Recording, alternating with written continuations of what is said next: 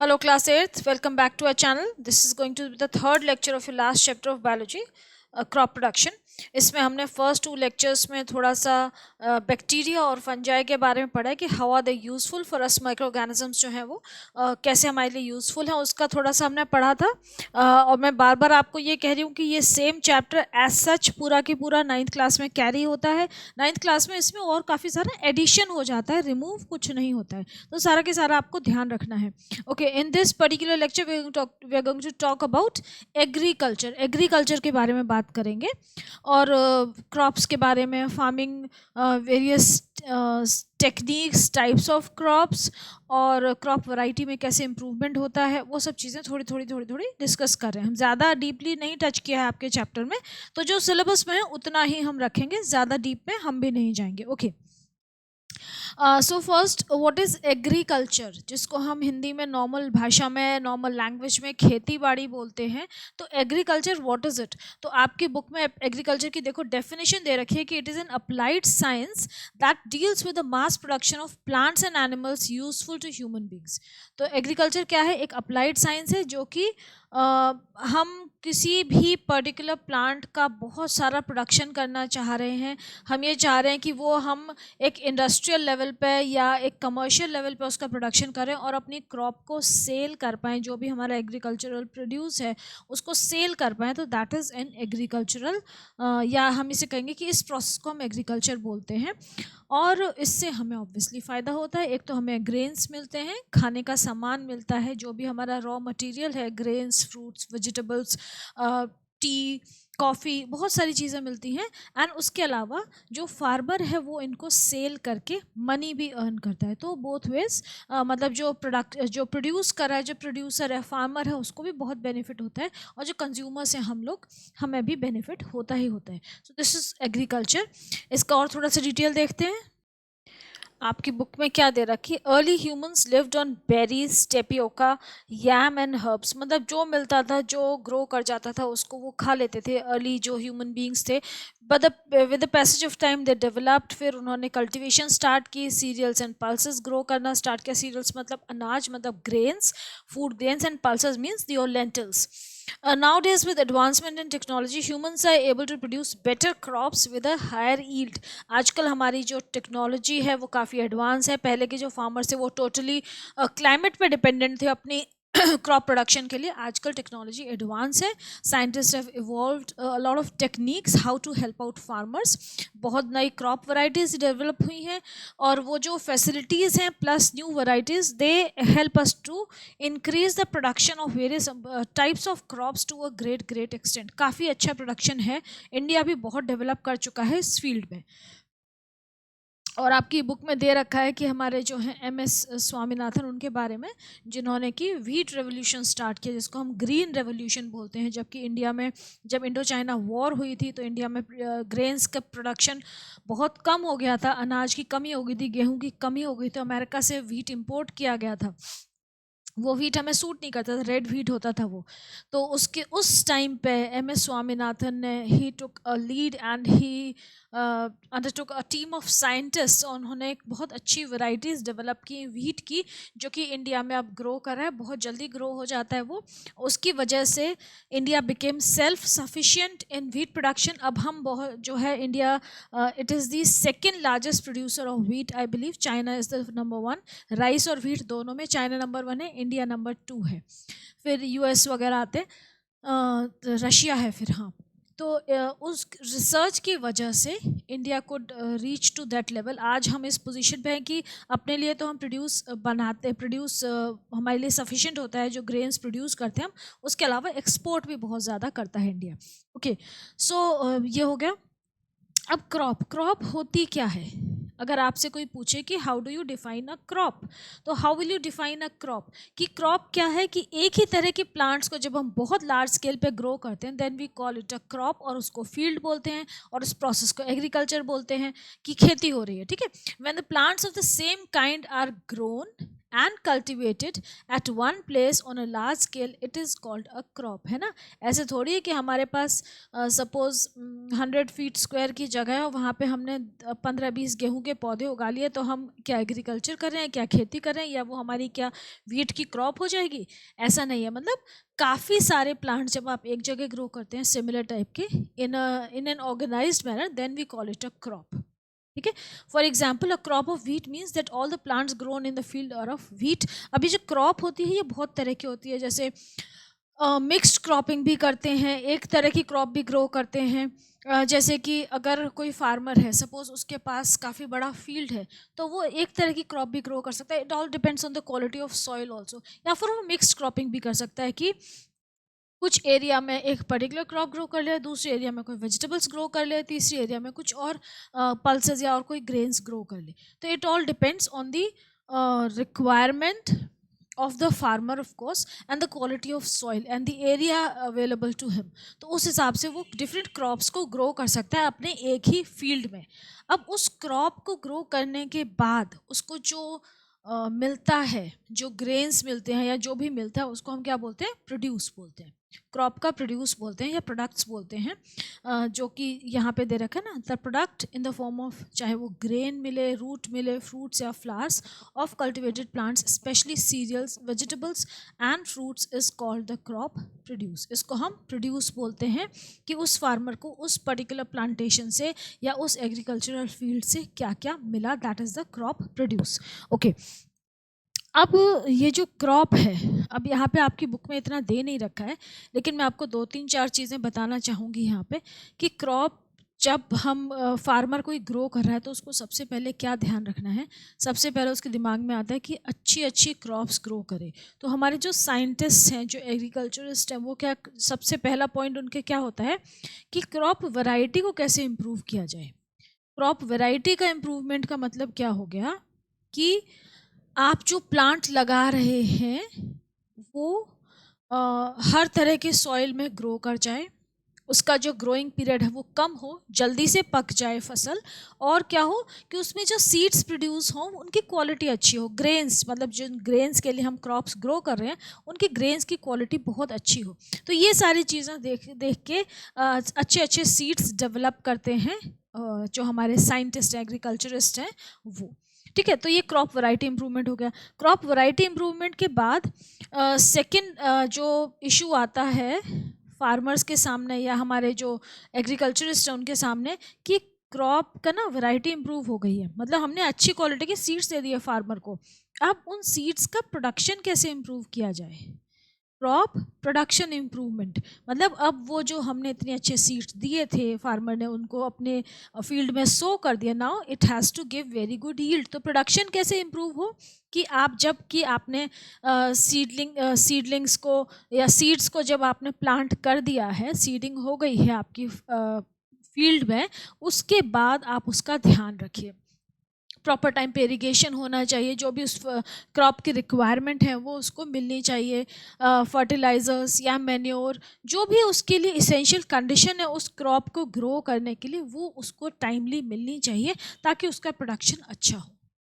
ठीक है. पहली चीज़ क्या थी? वैरायटी को इम्प्रूव किया. फिर प्रोडक्शन को इम्प्रूव किया कि प्रोड्यूस कैसे बेटर हो. और तीसरा पॉइंट जो आता है इसमें कि हमने वैरायटी भी इम्प्रूव कर ली, प्रोडक्शन भी इम्प्रूव कर लिया, अब हमारे पास हमने बहुत सारा ग्रेन प्रोड्यूस कर लिया, अब उसको क्या करना है? ट्रांसपोर्ट करना है जहाँ उसकी रिक्वायरमेंट है, तभी तो वो बिकेगा. और फिर वहाँ पे क्या होना चाहिए कि जो ग्रेन की जो स्टोरेज कंडीशन है वो बहुत इम्पॉर्टेंट है. हमारे इंडिया में बहुत सारा ग्रेन हर साल वेस्ट होता है क्योंकि उसको प्रॉपर स्टोरेज कंडीशंस नहीं मिलती हैं, है ना. चूहे खा जाते हैं या मॉइस्चर की वजह से डिस्ट्रॉय हो जाता है. बहुत बहुत ग्रेन का डिस्ट्रक्शन होता है because of improper storage conditions. तो स्टोरेज कंडीशंस, क्रॉप का जो प्रोड्यूस है उसकी स्टोरेज कंडीशंस बहुत अच्छी होनी चाहिए, तभी फार्मर को या जो भी परचेज़र है उसको प्रॉपर उसका रिज़ल्ट मिलेगा, फुलफिलमेंट होगा, फार्मर ने जो इतनी मेहनत की है वो सफल होगी. तो स्टोरेज कंडीशंस में, क्योंकि ये सब रिलेटेड क्वेश्चंस हैं, किसी कोई टीचर पढ़ाता है, कोई टीचर नहीं पढ़ाता, दे मे बी आस्क्ड, और ये 9th में भी काम आते हैं. स्टोरेज कंडीशन में क्या है कि वो एयरी होना चाहिए, मॉइस्चर फ्री होना चाहिए, बड़ा सा होना चाहिए, और हो सके तो उसमें सनलाइट होनी चाहिए, ड्राई होना चाहिए, ठीक है। तो ये सारी चीज़ें हो गई। अब इसके बाद आपको ये दे रखा है आपकी बुक में कि some crop plants grown in India. India में कुछ क्रॉप प्लांट्स जो ग्रो होते हैं उनके बारे में दे रखा है। आप देखिए टेबल, यहाँ पे आपसे अगर हो सके, आपको अगर पॉसिबल हो तो आप 2-2, 3-3 पॉइंट्स याद कर लीजिए, अदरवाइज ओके, दो तो आपको पता होना चाहिए। जैसे कि सीरियल्स हैं, अब सीरियल की क्रॉप के बारे में दे रखा है। टाइप्स ऑफ क्रॉप क्या है, सॉरी, टाइप ऑफ क्रॉप क्या हो गई, सीरियल्स हैं। तो सीरियल्स के एग्जांपल क्या हो गए, व्हीट, राइस, मेज, बाजरा, बार्ली, ये सब आपको पता होना चाहिए। पल्सेस आपको वैसे ही पता है, पल्सेस क्या होती हैं, दालों के नाम बता दीजिए, ग्राम, पी, मूंग, चना। रूट क्रॉप्स क्या होते हैं, जिनकी की रूट्स को खाया जाता है, रूट्स कंज्यूम करते हैं, जैसे कि turnip, carrot, radish, sweet potato. Hindi में आपको इन सब के नाम पता होने चाहिए, है ना, I hope you know. Tuber crops, जिनका ट्यूबर खाते हैं, पोटैटो, टेपियोका। स्पाइसेस, स्पाइसेस की कैटेगरी में कौन सी क्रॉप्स आते हैं जो कि स्पाइसेस की तरह यूज़ होते हैं, ब्लैक पेपर हो गया, कार्डमम हो गया, और भी बहुत सारे स्पाइसेस हम यूज़ करते हैं इंडिया में। इंडिया तो खाने में हम बहुत ज़्यादा स्पाइसेस यूज़ करते हैं। फाइबर क्रॉप्स क्या हो गई, जो कि हमें फाइबर देते हैं, cotton, jute, hemp. Plantation crop हो गई, टी, कॉफ़ी, रबर, कोकोनट, इनको प्लांटेशन बोलते हैं। इनकी बहुत बड़ी बड़ी प्लांटेशंस होती हैं। शुगर क्रॉप्स, जो कि शुगर प्रोड्यूस करते हैं, शुगर केन और शुगर बीट। ऑयल क्रॉप्स, जो कि ऑयल देते हैं, ग्राउंडनट, मस्टर्ड, कैस्टर, और भी बहुत तरीके के ऑयल यूज़ करते हैं हम। सारी ऑयल क्रॉप्स हैं। यहाँ 2-2, 3 एग्जाम्पल दे रखे हैं, इसका मतलब नहीं है कि यही है, इसके अलावा भी बहुत सारी होती हैं। टिम्बर, जो कि लकड़ी देते हैं, teak, sheesham, pine, sal, all those trees. Then horticultural crops. Horticulture क्या होती है, नीचे आपको डेफिनेशन दे रखी है कि हॉर्टिकल्चर क्या है। It is a branch of agriculture that deals with the production of fruits, vegetables, ornamental plants and medicine. मतलब ये वो ब्रांच है एग्रीकल्चर की जिसमें हम इन्हीं पर्टिकुलर प्लांट्स के बारे में पढ़ते हैं। मतलब यहाँ पे हम सीरियल्स और ग्रेन्स वाली बात नहीं कर रहे हैं, fruits, vegetables, ornamental flowers and medicinal plants. ये आपको 4 फिगर दे रखी है। ये देखो, पहला पाइनएप्पल का एग्जांपल हो गया, फ्रूट्स, सेकंड टोमेटो का हो गया, वेजिटेबल होगी, थर्ड मैरीगोल्ड है तो ये फ्लावर हो गए, और फोर्थ जो है एलोवेरा, ये जो है ये आपका मेडिसिनल प्लांट हो गया। तो horticulture is that particular branch of agriculture that we deals with the cultivation of these kind of plants, कि इनको कैसे कल्टिवेट करें, इनकी कैसे क्वालिटी इंप्रूव करें, कैसे यील्ड इंप्रूव करें, कैसे प्रोडक्शन इंप्रूव करें, और कैसे इससे स्टोरेज कंडीशंस को इम्प्रूव करें, और कैसे इससे मैक्सिमम बेनिफिट ले सकें। तो यहाँ पे हॉर्टिकल्चरल क्रॉप्स के बारे में थोड़ा सा दे रखा है टेबल में। फ्रूट्स के एग्जांपल हो गए, apple, grape, banana, pineapple. Vegetables, brinjal, carrot, onion, cabbage, tomato, turnip, potato. Ornamental flowers हो गए, jasmine, lily, sunflower, carnation, tulip, marigold, etcetera. Medicinal plants, jatropha, aloe vera, coleus, eucalyptus, and there are so many more. ये सिर्फ examples हैं। अब nutrients, crops ज़रूरी क्यों है, crops में हमें क्या डाइटरी बेनिफिट मिल रहा है, या कौन कौन से क्या चीज़ें मिल रही हैं, कौन कौन से न्यूट्रिएंट्स मिल रहे हैं, वो भी दे रखा है इस आपकी बुक में कि सीरियल्स जो हैं they are basically rich in carbohydrates. जो अनाज है उससे हमें मेनली कार्बोहाइड्रेट्स मिलते हैं, और दालों से क्या मिलता है, प्रोटीन मिलता है, ये सब हमें पता है। Pulses are rich in protein, cereals are rich in carbohydrates, pulses are rich in proteins, nuts, coconuts, mustard, ये सब जो है they are rich in fats. ये हमें इसेंशियल फैटी एसिड्स प्रोवाइड करते हैं जो कि हमारी बॉडी के लिए बहुत ज़रूरी हैं। फैट भी ज़रूरी होती है, बिना फैट के आपकी बॉडी में बहुत सारे रिएक्शंस नहीं होते हैं, बॉडी के लिए फैट भी बहुत ज़रूरी है। But then it all depends कि what type of fat are you consuming, and कौन सी वाली फैट है, वो कौन सी, अभी आप इतना डिटेल नहीं समझते हो तो कौन सी वाली फ़ैट है और वो उसकी टाइप्स क्या हैं और वो कैसे हम कंज्यूम करें, वो सारी चीज़ें बहुत इंपॉर्टेंट होती है। फैट्स, ऐसा नहीं है कि फैटी डाइट नहीं लेनी चाहिए या फैट्स नहीं लेनी चाहिए डाइट में, that is totally a wrong concept. Then fruits and vegetables से हमें क्या मिलते हैं, मिनरल्स एंड वाइटामिन्स, जो कि हमारी बॉडी में एज सच अब्जॉर्ब होते हैं। आपके जो फूड के कंपोनेंट्स होते हैं ना, कौन कौन से कंपोनेंट्स आपने पढ़े हैं, carbohydrates, proteins, fats, minerals, vitamins and water, और उसके बाद रफेज भी आजकल इंक्लूड करते हैं। तो ये सब हो गए। इसके बाद जो अच्छा मैं क्या बता रही थी कि फैट्स, कार्बोहाइड्रेट्स और प्रोटीन्स होते हैं ना, ये एज सच हमारी बॉडी में अब्जॉर्ब नहीं होते हैं। जब हम इन्हें लेते हैं अपने खाने के साथ तो ये डाइजेस्ट होते हैं, डिफरेंट फॉर्म में कन्वर्ट होते हैं, फिर हमारी बॉडी उनको अब्जॉर्ब करती है या ब्लड स्ट्रीम में अब्जॉर्ब होकर पूरी बॉडी में सर्कुलेट होते हैं। लेकिन जो ये हैं आपके मिनरल्स एंड वाइटामिन्स हैं, they are absorbed as such in the body and used as such. जैसा गया है वैसे ही अब्जॉर्ब हो जाता है और बॉडी में अपना काम करना शुरू कर देता है। इनका कोई डाइजेशन नहीं होता। Minerals and vitamins are not digested. Similarly water is not digested. Water as such जाके अपना काम करता है, ठीक है। इन सबको डाइजेशन की ज़रूरत नहीं होती, तो ये हमारी बॉडी की एनर्जी कंज्यूम नहीं करते डाइजेशन की प्रोसेस में। Then classification of crops. अब क्रॉप्स को इन्होंने डिफरेंट क्राइटेरिया के बेसिस पे क्लासिफाई किया है। आपकी बुक में 3 क्राइटेरिया ले हैं। First is based on the life span, कि वो जो क्रॉप है वो कितनी ड्यूरेशन के लिए ग्रो कर रही है, कितनी ड्यूरेशन के लिए यूज़फुल है। तो सबसे पहली इसमें 3 कैटेगरी हैं, एनुअल्स, बाइनियल्स एंड पेरिनियल्स। तो सबसे पहली जो है that is the annuals. Annuals क्या हो गए, जो कि एनुअल मीन्स जो साल में एक बार होता है। तो these crops complete their life cycle in 1 year और 1 सीजन। एक साल में ही अपनी लाइफ साइकिल कंप्लीट कर लें या एक सीजन में लाइफ साइकिल कंप्लीट कर लें, they are known as annuals. अपना काम जैसे ही खत्म हुआ द प्लांट डाइज, मतलब कि they die after bearing the seeds of fruits. Examples of wheat, rice, maize, sunflower, सारी की सारी एनुअल क्रॉप्स हैं। हर साल इनकी खेती होती है सीजन के हिसाब से, एंड देन जो एक बार प्रोड्यूस मिल गया देन क्रॉप्स आर फिनिश्ड, फिर वो फील्ड क्लियर करके next year fresh crop grow की जाती है। तो ये हो गई एनुअल्स। बाइनियल्स क्या है, जो कि 2 साल में, बाय मीन्स 2, जो कि 2 साल में अपनी लाइफ साइकिल कंप्लीट करते हैं, उनको हम बोलते हैं बाइनियल्स। तो फर्स्ट ईयर में क्या होता है कि वेजिटेटिव पार्ट्स ग्रो करते हैं उस पर्टिकुलर क्रॉप के, मतलब कि रूट, स्टेम और लीव्स। और सेकेंड ईयर में क्या होता है, उसमें फ्रूटिंग होती है, मतलब फ्लावर्स आते हैं, फ्रूट्स आते हैं और सीड्स बनते हैं, मतलब जो हमें चाहिए वो हमें मिलता है। एग्जाम्पल हो गए कैरेट, बीटरूट, टर्निप, अनियन, ये सब जो है बाइनियल्स के एग्जाम्पल हैं। ये ट्रॉपिकल कंट्रीज़ में, जैसे इंडिया है, हमारी कंट्री में ट्रॉपिकल क्लाइमेट है, उसमें काफ़ी ज़्यादा ग्रो करते हैं। And they complete life cycle in, यहाँ पे 1 ईयर दे रखा है, ये गलत है।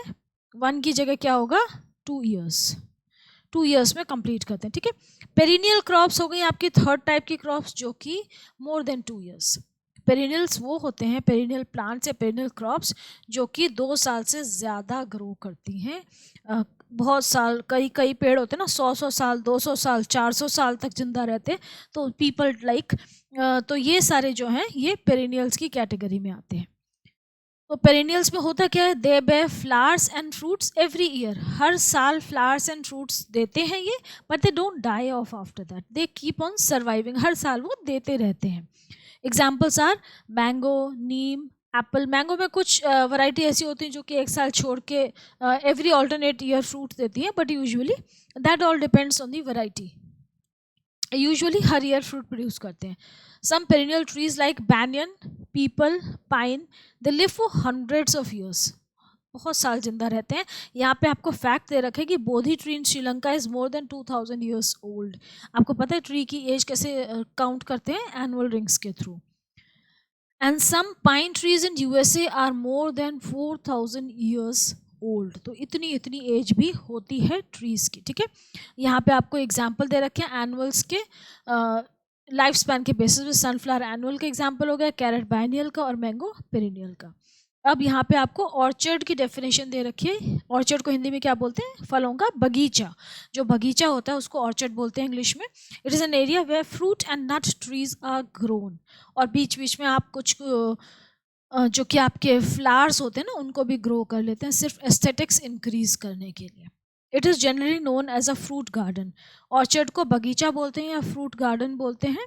इसमें fruits like banana, apple, mango, orange, lychee, nuts like almond, cashew nut and walnut are some common orchard crops. The orchard trees are generally propagated through stem cutting, grafting and layering. Orchard trees को क्योंकि हमें बहुत अच्छा production चाहिए उनसे, वो हमारे बड़े स्पेशल ट्रीज़ होते हैं और वैरायटी ऑफ फ्रूट्स देते हैं। और इनके जो फ्रूट्स वगैरह होते हैं सारे इम्पोर्ट क्वालिटी के होते हैं, मतलब बहुत अच्छे होते हैं। तो इनको जो प्रोपगेशन किया जाता है, मतलब इनका जो रिप्रोडक्शन है वो आर्टिफिशियल प्रोपगेशन के थ्रू होता है। स्टेम कटिंग, ग्राफ्टिंग, लेयरिंग ये आप पढ़ चुके हैं जब प्लांट रिप्रोडक्शन जो चैप्टर आपने पढ़ा था उसमें ये जो प्रोसेस पढ़ी थी, सेम प्रोसेस की बात हो रही है। ये हो गया कि किस बेसिस पे, मतलब टाइम उनके जो लाइफ स्पैन था उसके बेसिस पे हमने डिवाइड किया प्लांट्स को। अब बेस्ड ऑन द पर्पस किस पर्पस के लिए हम उस क्रॉप को यूज़ करने वाले हैं, उसके बेसिस पे again they can be divided into food crops and cash crops. Food crops क्या हो गए, जिनको हम डायरेक्टली खाने के लिए यूज़ कर रहे हैं कि भाई बेसिकली जो हमारा बेसिक फूड है, फूड क्रॉप मतलब जो हमारा बेसिक फूड है। सारी क्रॉप्स हम खाते हैं, कंज्यूम तो करते हैं, लेकिन ये फूड क्रॉप्स बेसिक फ्रूट हो गए, मतलब कि cereals, pulses, vegetables and fruits जो कि हम नॉर्मली खाने में खाते हैं, इनके बिना हमारा खाना नहीं हो सकता है, वो आपकी बेसिक फूड क्रॉप्स हो गई। कैश क्रॉप्स क्या होती हैं कि ऐसी क्रॉप्स जिनको हम कमर्शियल पर्पस के लिए ग्रो करते हैं और जिनके बिना हमारा मतलब ऐसा नहीं है कि इसेंशियल नहीं है कि हम उन्हें खाएंगे नहीं तो हमारा खाना कंप्लीट नहीं होगा। ये इनको हम अपने शौक के लिए खाते हैं ना, जैसे हमारी रिक्वायरमेंट है, जैसे कि स्पाइसेस हैं, बेवरेजेस हैं, ऑयल सीड्स हैं, फाइबर्स हैं, शुगर केन, कॉटन, ये सारी जो हैं हमारी ये बेसिक रिक्वायरमेंट्स नहीं होते हैं, ये एड ऑन्स होते हैं। तो these are cash crops and they are mainly cultivated for commercial purposes. ये हो गया। अब थर्ड क्राइटेरिया क्या हो गया, based on the growing season, किस सीजन में क्रॉप ग्रो होती है उसके बेसिस पे again they are classified into two types, kharif crops and rabi crops. इसमें बच्चे बहुत कंफ्यूज होते हैं कौन सा वाला किस क्या है, इसकी एग्जांपल ज़रूर याद रखिएगा। खरीफ क्या है, जो कि रेनी सीजन में ग्रो होती है। रेनी सीजन में मतलब कि प्लांट किया जाता है जिनको, और विंटर आते आते उनकी हार्वेस्टिंग हो जाती है, they are the kharif crops.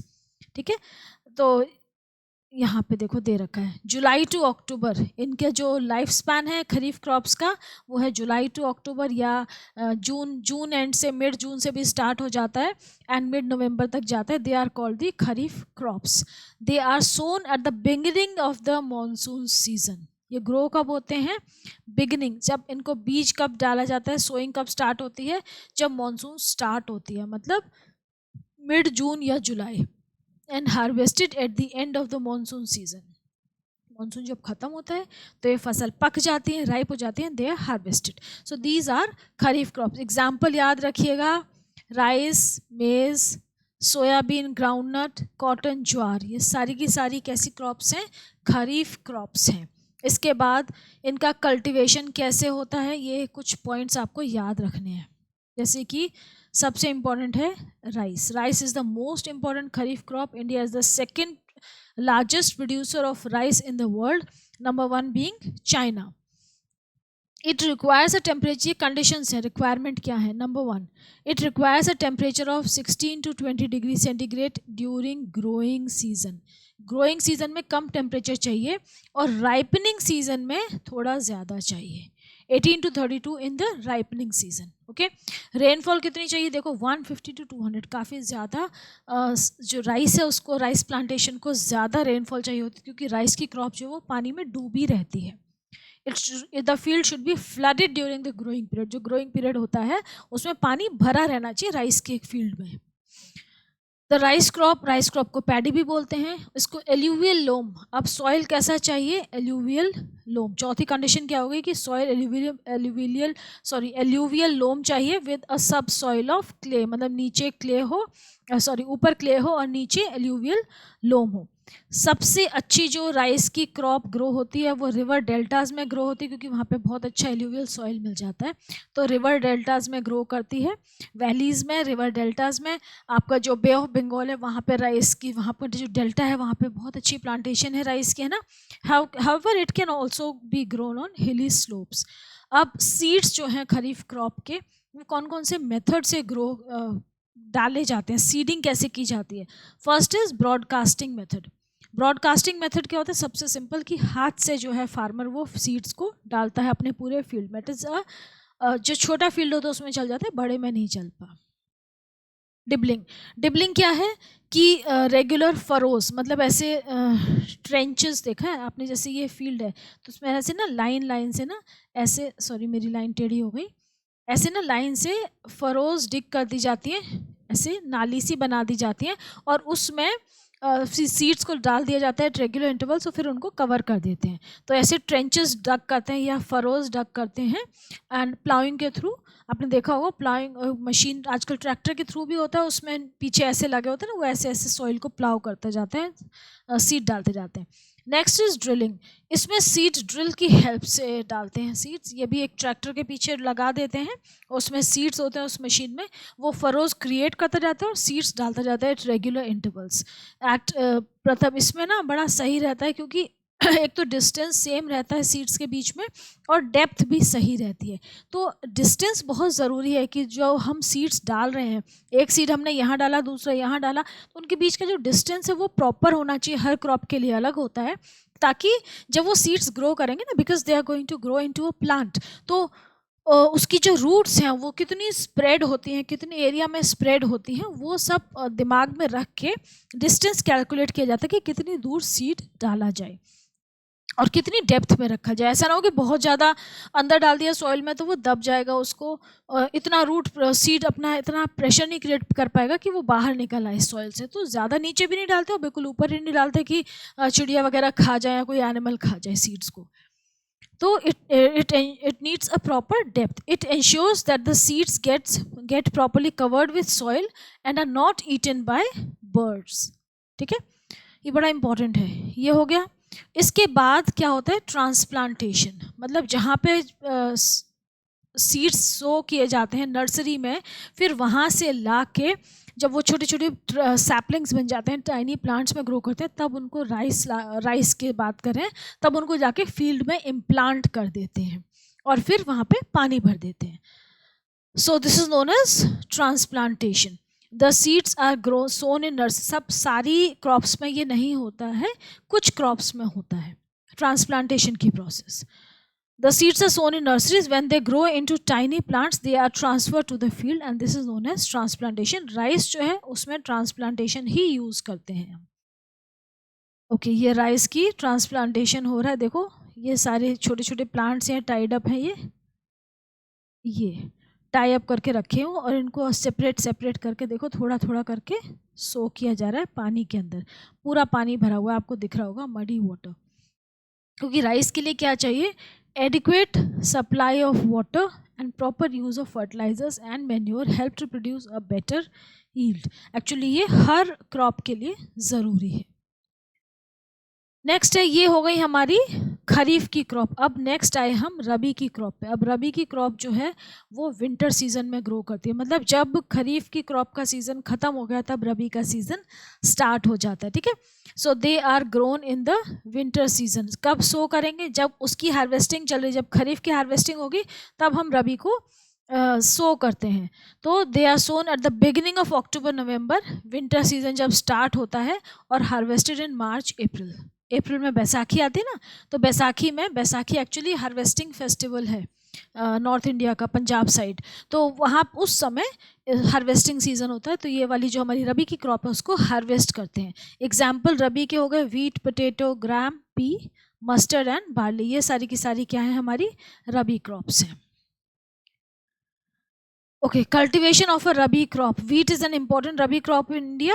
Wheat सबसे इम्पॉर्टेंट है हमारी। वहाँ पे जो खरीफ थी वो राइस सबसे इम्पॉर्टेंट थी, यहाँ पे वीट सबसे इम्पॉर्टेंट है। एल्यूवियल सॉइल में ग्रो होती है, नॉर्दर्न प्लेन्स में। इसको टेम्परेचर उतना, पानी उतना नहीं चाहिए जितना कि राइस को चाहिए था। Wheat crop needs a cooler temperature. Temperature तो कम चाहिए इसको, 10 to 15 डिग्री सेंटीग्रेड चाहिए। ठीक है, warm and sunny weather at the time of ripening. शुरू में जब सीड्स को डाला जाए तब कम टेम्परेचर चाहिए, लेकिन जब राइपनिंग होगी सीड्स की तब थोड़ा सा वार्म वेदर चाहिए। Okay, it needs an average rainfall of 50 to 100 centimetre. वहाँ पे 150 to 200 चाहिए थी राइस को, यहाँ पे वीट को चाहिए 50 to 100 सेंटीमीटर ही चाहिए इसको ग्रोथ पीरियड में। ठीक है, और फिर जब राइपनिंग होती है ना, जब राइपनिंग होने वाली होती है उसके पहले थोड़ी सी बारिश हो जाती है। जैसे अभी सर्दियों में बारिश हुई थी ना, तो कहते हैं वीट की क्रॉप के लिए बहुत अच्छा होता है, क्योंकि उसमें ना ग्रेन का साइज़ इंक्रीज हो जाता है। अगर इस समय बारिश होती है जब राइपनिंग पीरियड है वीट का, तो उसका जो ग्रेन का साइज़ है वो इंक्रीज हो जाता है, अच्छा ग्रेन प्रोड्यूस होता है। यहाँ पे दे रखा है अ लिटिल रेनफॉल। एक मिनट, सॉरी, हाँ, नो नो नो नो, ये ऊपर चला गया थोड़ा सा।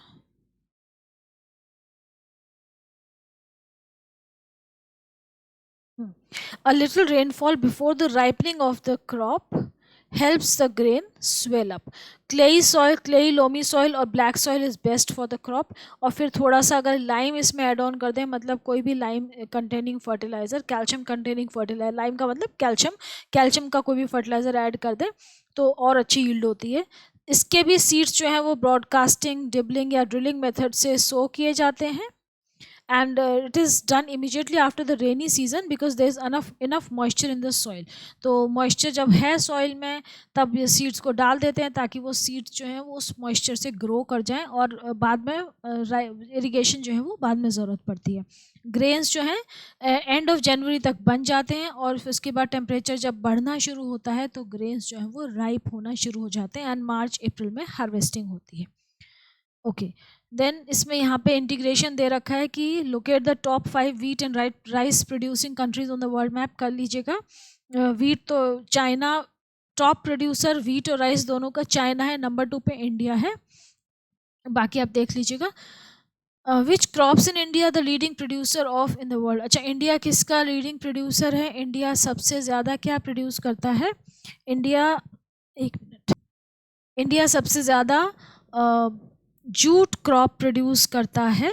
इंडिया सबसे ज़्यादा पल्सेस प्रोड्यूस करता है क्रॉप्स में बात करें तो. और मिल्क का भी इंडिया जो है वो टॉप प्रोड्यूसर है. ओके, इसके बाद हम एक और बड़े इंपॉर्टेंट कॉन्सेप्ट को देख रहे हैं. यहाँ पे आपकी बुक में दे रखा है ऑर्गेनिक फार्मिंग. ऑर्गेनिक फार्मिंग क्या होती है? आजकल ऑर्गेनिक पल्सेस, ऑर्गेनिक बहुत सारी चीज़ें ऑर्गेनिक बात होती है. तो ऑर्गेनिक फार्मिंग एक्चुअली होती क्या है? ऑर्गेनिक फार्मिंग वो है जिसमें कि हम कोई भी आर्टिफिशियल फर्टिलाइज़र यूज़ नहीं करते, मतलब केमिकल्स का यूज़ नहीं करें, सारी नेचुरल चीज़ों का यूज़ करें, तो that is called organic farming. तो organic farming is a system जहाँ पे कि मिनिमल और नो यूज़ होता है केमिकल्स का, मतलब फर्टिलाइज़र और पेस्टिसाइड्स यूज़ नहीं करते हैं. इको फ्रेंडली हम एग्रीकल्चरल प्रैक्टिसेस यूज़ करते हैं like bio pesticides, bio fertilizers and healthy cropping systems जैसे mix cropping, inter cropping, crop rotation, ये सब करते हैं. और बायो फर्टिलाइजर में क्या यूज़ करते हैं? Nitrogen fixing bacteria and blue green algae, जो कि नेचुरली सॉइल की क्वालिटी को इम्प्रूव करते हैं. तो यहाँ पे आपको दे रखा है कि why is organic farming a better agriculture practice in the current scenario, because it maintains the quality of the soil. जो हमें बीमारियां लग रही हैं बहुत सारे एक्सेसिव फर्टिलाइजर्स यूज़ करने से, वो सारी चीज़ें यहाँ पे नहीं होती हैं. वो अच्छी क्वालिटी की क्रॉप हमें देते हैं जो कि हेल्दी है.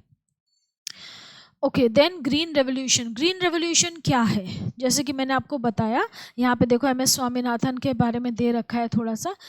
जब हमारी इंडो चाइना वॉर चल रही थी 60s में, अर्ली 60s में, तो MS Swaminathan, there was very shortage of food grain in India and MS Swaminathan, जिनको हम father of green revolution in India बोलते हैं, इन्होंने हमारी कंट्री में हाई यील्डिंग वीट की वेराइटीज़ डेवलप की. He designed and implemented several national schemes for the green revolution. तो इसीलिए इनको हम फादर ऑफ ग्रीन रेवोल्यूशन बोलते हैं. इन्होंने ग्रोथ इंक्रीज़ की प्लांट्स की per unit of land, water and time, मतलब कि कम एरिया में कम इरिगेशन से ज़्यादा प्रोड्यूस हमें कैसे मिले, वो भी कम टाइम में. जैसे पहले होता था कि व्हीट ना साल में एक ही बार ग्रो होता था, एक ही क्रॉप होती थी. आजकल 2 क्रॉप्स होती हैं, एक साल में 2 क्रॉप्स होती हैं व्हीट की. तो ये सब चीज़ें जो है इससे हमारा व्हीट का प्रोडक्शन बहुत ज़्यादा इंक्रीज़ हो गया. सो ग्रीन रेवोल्यूशन की डेफिनेशन दे रखी है, देखो आपको. The tremendous increase in food grain production by using modern methods of agriculture like high yielding seeds, irrigation, use of fertilizers, pesticides and weedicides is called green revolution. Advantages क्या हैं? कि it has made our country self sufficient in grain production. और हम buffer stock भी रखते हैं. Buffer stock मतलब कि कोई परेशानी आ जाए हमारी कंट्री में तो हमारे पास एक्स्ट्रा ग्रेन है कि हम अपनी पूरी कंट्री को फीड कर सकते हैं उस स्टोर्ड ग्रेन की हेल्प से. बिसाइड्स हम एक्सपोर्ट करते हैं तो फॉरेन जो करेंसी है वो आती है हमारे पास काफ़ी सारी. तो इकोनॉमिक कंडीशंस इंप्रूव हो गई हमारी कंट्री की और फार्मर्स की भी इसकी वजह से. और फिर एग्रीकल्चरल रिलेटेड इंडस्ट्रीज़ जो थी, जैसे कि ट्रैक्टर जो प्रोड्यूस कर रहे हैं, वाटर पम्प्स, फर्टिलाइजर्स, पेस्टिसाइड्स, ये भी इंक्रीज़ हो गए क्योंकि एग्रीकल्चर बूस्ट अप हो गया. तो उसके साथ की जो एसोसिएटेड इंडस्ट्रीज़ थी वो भी, उनमें भी प्रोडक्शन इंक्रीज़ हो गया, वो ज़्यादा सेटअप हुई. And this is also created new employment opportunities for people. So this is all about green revolution. Now exercise, exercise देखते हैं। Which of the following is not a cereal crop? कौन सी cereal crop नहीं है? Wheat, ग्राम, rice, मेज। तो ये तो simple है कि व्हीट आपका सीरियल है, राइस सीरियल है, मेज भी सीरियल है, ग्राम जो है वो सीरियल नहीं है, वो पल्स में आ जाता है। Which of the following is not a fibre crop? तो कॉटन, जूट, हेम्प तीनों फाइबर्स हैं, टेपियोका फाइबर क्रॉप नहीं है। खरीफ क्रॉप कौन सी नहीं है? खरीफ क्रॉप आपने देखा, मैंने बोला था कि आपको ज़रूर याद रखिए कि खरीफ क्रॉप कौन सी है, रबी क्रॉप कौन सी है, बिल्कुल रट लीजिए। तो खरीफ क्रॉप कौन सी नहीं है? पी जो है वो खरीफ क्रॉप नहीं है, it is a rabi crop. Which of the following is not a rabi crop? Wheat, potato, mustard, soybean. तो सोयाबीन जो है ये रबी क्रॉप नहीं होती है, ये खरीफ क्रॉप है। Which of the following is not a part of organic farming? Biopesticides, biofertilizers, crop rotation, chemical fertilizers. Chemical fertilizers are not a part of organic farming. Next is fill in the blanks. Fill in the blanks में आपको क्या करना है? Dash is an applied science that deals with the mass production of plants and animals useful to human beings. तो इसमें आपको बोला है कि कौन से साइंस के बारे में पूछें कि कौन सा अप्लाइड साइंस है जो कि मास प्रोडक्शन से डील कर रहा है। तो ये हमारा अप्लाइड साइंस हो गया एग्रीकल्चर। ठीक है, इसका आंसर हो जाएगा आपका एग्रीकल्चर। एक मिनट, ओके, थोड़ा सा और ऊपर कर लो। एग्रीकल्चर आपका इसका करेक्ट आंसर हो गया। लिखते हैं।